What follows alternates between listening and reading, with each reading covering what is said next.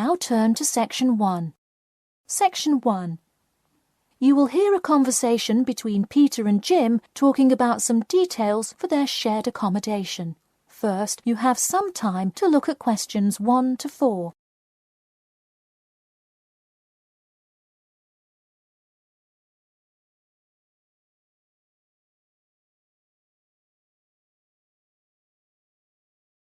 Now we shall begin. You should answer the questions as you listen, because you will not hear the recording a second time. Listen carefully and answer questions 1 to 4. Hey Jim, it's Peter. Oh hey Peter, what's up? I thought I'd call so we could hammer out the details for next year's lease. That's a good idea. Did we ever decide on how to split the total rent? Well, I was thinking, since my room is bigger, I probably should pay a little more.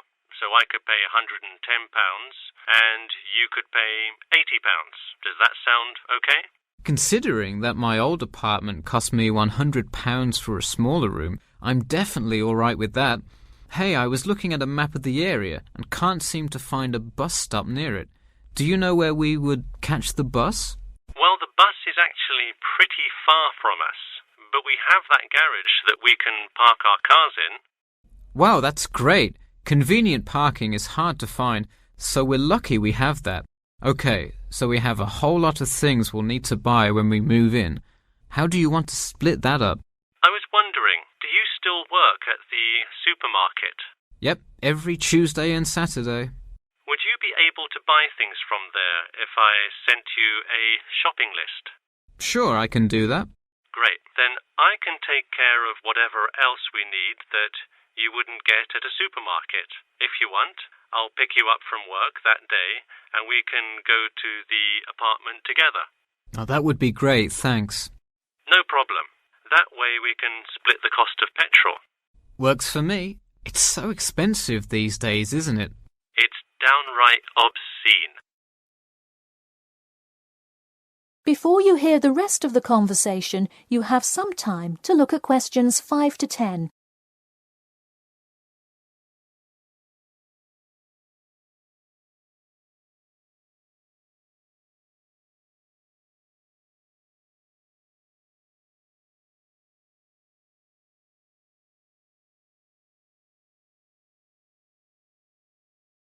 Now listen and answer questions 5 to 10.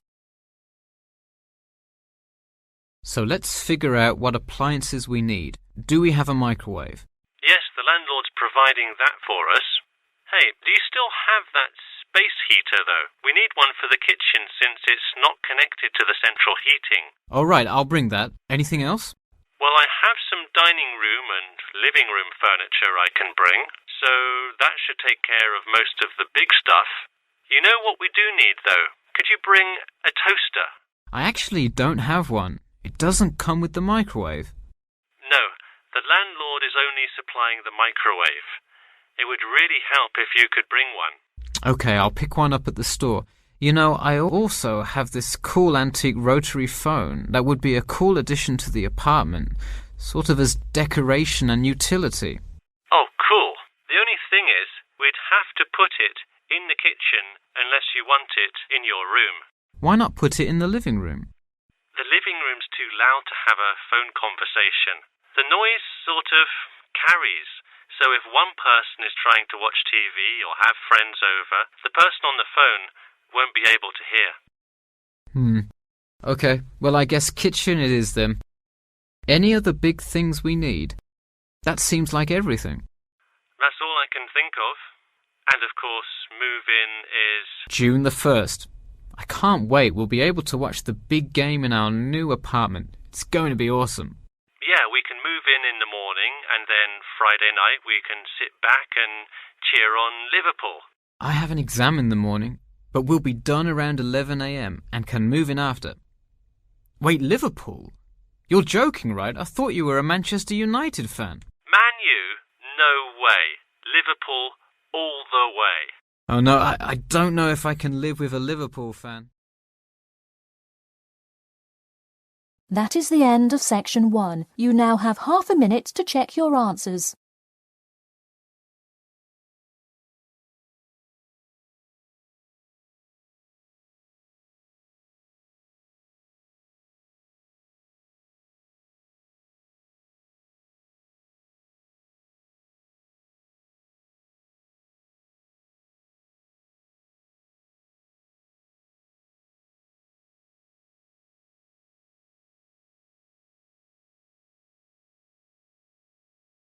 Now turn to Section 2.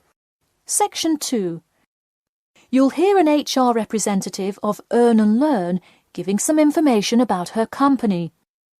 First, you have some time to look at questions 11 to 16.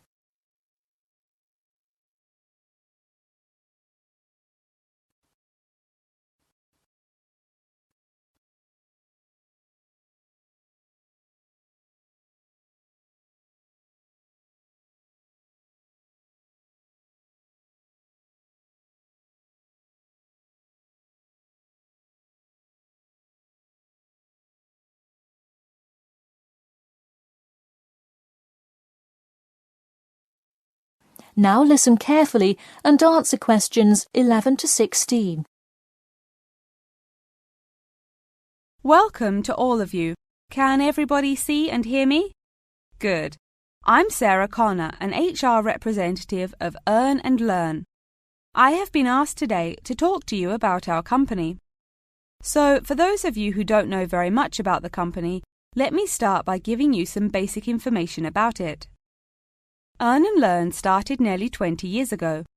It is not a charity but a for-profit company that enables promising entrepreneurs to make money while traveling.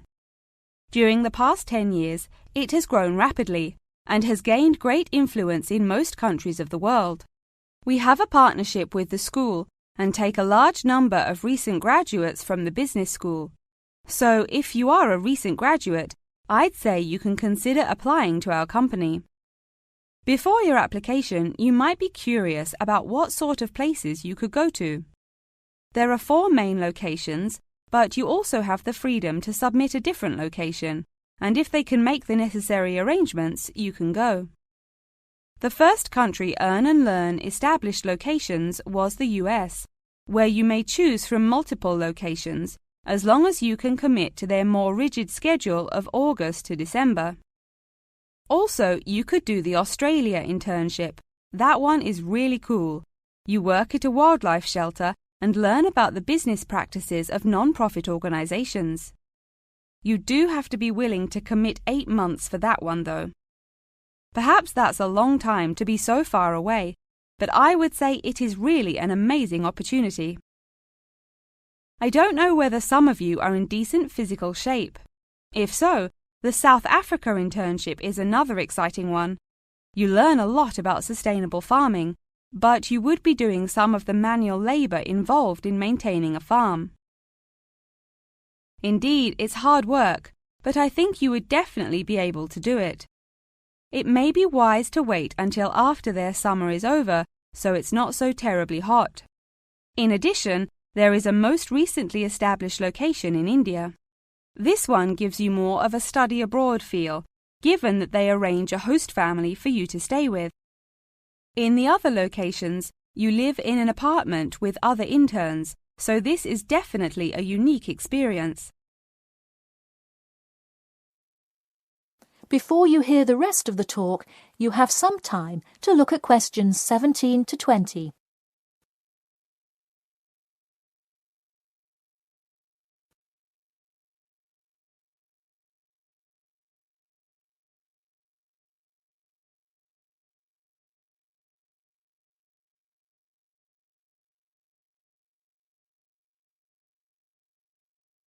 Now listen and answer questions 17 to 20.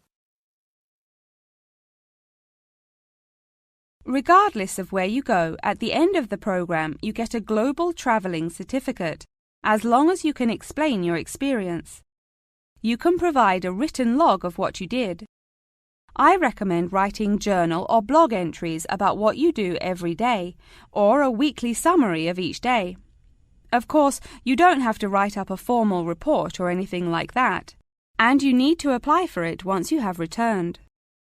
Some students may want to know whether this is a paid internship. Actually, you have to pay for the flight there yourself. But you have the opportunity to create your own small business, which could earn you money if it's successful. So basically, you pay for it all up front, but when you're there, you can find ways to make money. That is to say, you pay for 2/3 of the cost up front as a deposit, and then give the final installment 1 month prior to your return. Finally, I have to remind you that you need a health check before you go to make sure you're not going to spread any communicable diseases. In addition, before you go, you don't have to attend any meetings or workshops. You'll meet everyone you'll be working with once you get there. Okay, well, that's all I've time for today. Thanks for listening, and I'm happy to take any questions if you have them. That is the end of section 2. You now have half a minute to check your answers.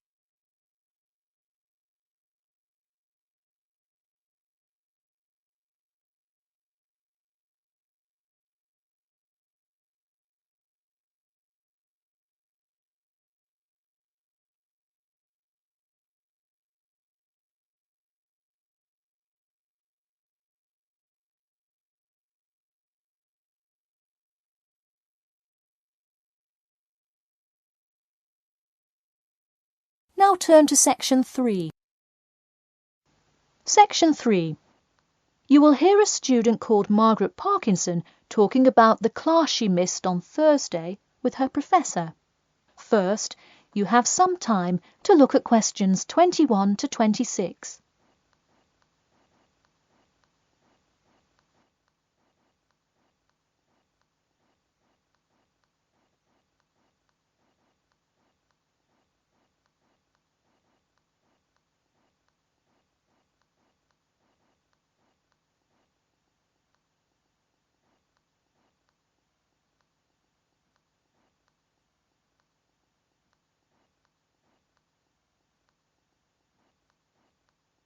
Now, listen carefully and answer questions 21 to 26.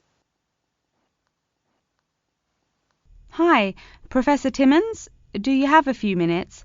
I was hoping to talk about what I missed on Thursday. Hello, come in. Sure, sit down. Could you tell me your name, please? Margaret, sir. Margaret Parkinson. I apologise for missing your class, but I had to go to the hospital. I'm sorry to hear that. Everything is okay now, though, I hope? Yes, thanks. Glad to hear it. So on Thursday, I outlined the research project that will account for 30% of your grade. All students will be divided into groups and will give a well-researched presentation to the class covering a specific topic relevant to student life. Oh, that sounds interesting. Can we choose just any topic that pertains to life as a student, like how to start your own student organisation? Well, though I'm sure that would be an informative presentation, I've already chosen a list of topics which I will assign. As an example, I assigned one group the topic of student loans. They're to research not just the prevalence of students who have loans to pay for their tuition, but information as to how best to manage these loans and possible scholarships that could alleviate some of the financial burden. That one sounds particularly interesting to me. Could I request that topic? I could easily find out a lot about it by stopping by the finance office on my way to class. Unfortunately, that one's already taken by another group. I have, however, assigned you to a group and given you all one of two choices. Oh, I see. What are the choices? The first is discussing smoking, trends in the number of student smokers compared with the general population, popular reasons students take up smoking, and more healthy alternatives to smoking. That one could be interesting. I'm not a smoker myself, but we'll see what my group thinks. If we did choose this topic, we would rather not put our fellow students on the spot to interview them. Where else could we gather information? How about where the cigarettes are sold? Oh, that's a great idea. I could interview the manager of a supermarket and find out the average age of people buying cigarettes, or how much they buy, that sort of thing. Precisely. Okay, I'll keep that in mind. And what was the other topic? The other topic is the practice of natural medicine. It sounds far more specific than the others, but it is more of an exercise of outlining a career path. If your group chooses this, you would cover the specifics of becoming a doctor of natural medicine, how to become licensed to practice natural medicine, what the career outlook is, etc. You could find much of the information you need on this in the Careers Office. Wow, that would be really helpful, not just in learning about natural medicine, but in how to approach researching any career path. That's the idea. I want groups to really think outside the box to find information on their topics. They should interview multiple sources. Okay, now I think I have the general idea. Before you hear the rest of the talk, you have some time to look at questions 27 to 30.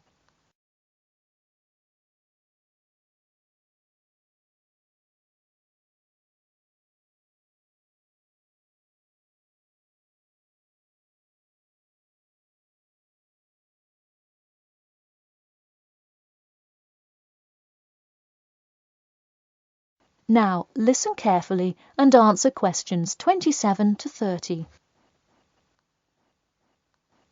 When is the presentation due?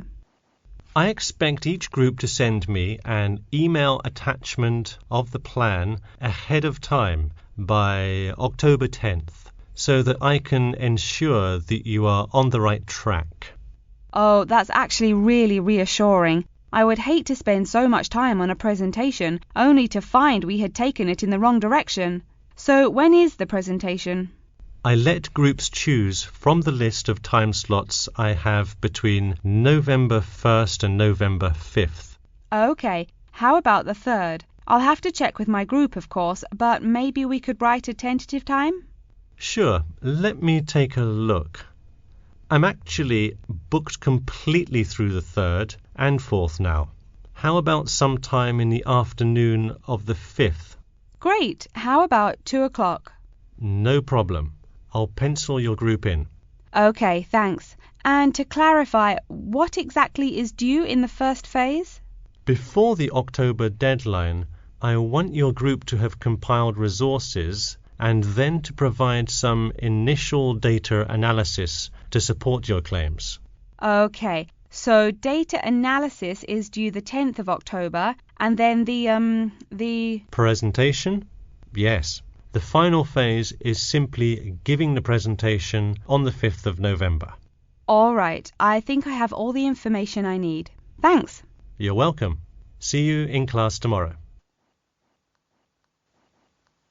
That is the end of section 3. You now have half a minute to check your answers.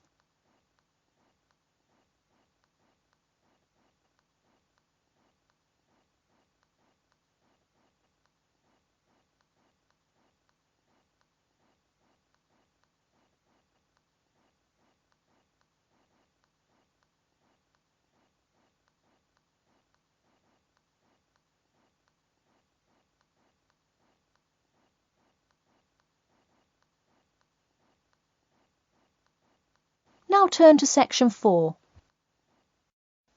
Section 4. You will hear an introduction about an eco-friendly building called the Gherkin. First, you have some time to look at questions 31 to 40.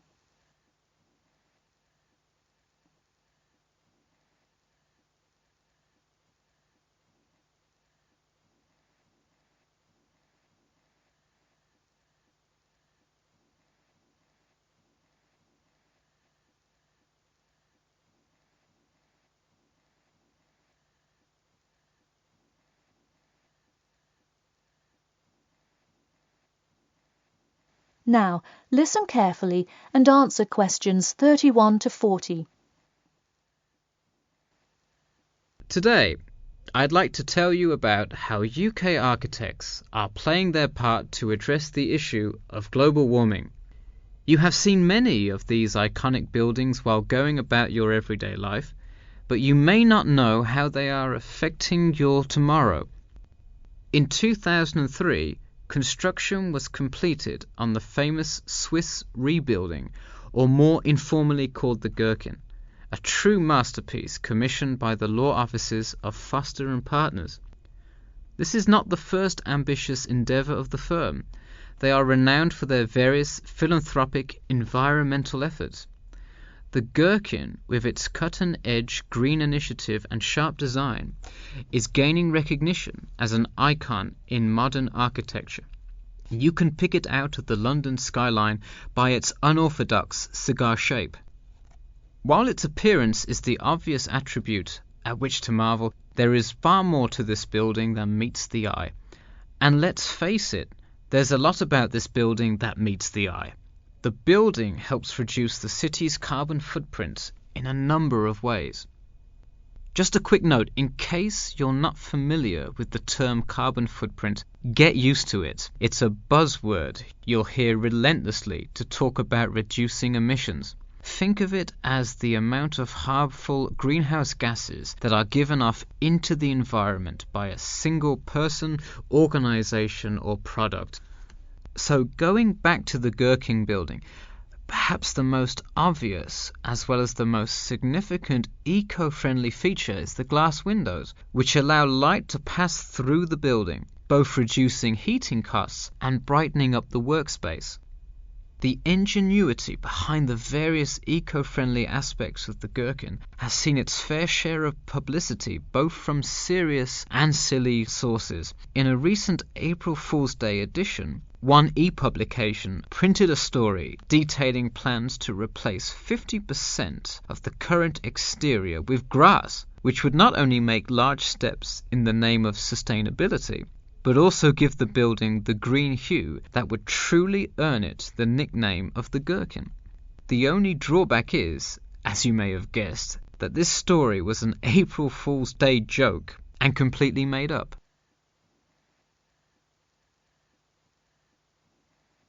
In all seriousness though, the building is setting a new standard of design that other architects and city planners just cannot ignore. The building's bold and cost-efficient design has won a number of architecture awards, including the Stirling Prize, the London Region Award, and the Empress Skyscraper Award, among others. The design comfortably accommodates a large number of offices, while keeping maintenance and operation costs down, striking a superb balance between nature and the workplace. Nature is well and good, as long as the weather is nice outside. Given London's notoriously bad weather, the architects knew they must devise a quality temperature regulation system, and that they did. A special system designed to reduce the building's reliance on air conditioning was devised that cuts consumption in half compared to standard office buildings. There are atria that link each floor vertically to one another, forming spiraling spaces up the entire building. They serve not just as social common spaces, but also act as the building's lungs, distributing clean air from the opening panels in the facade through the entire building. The building isn't all business though. It has its fair share of fun as well.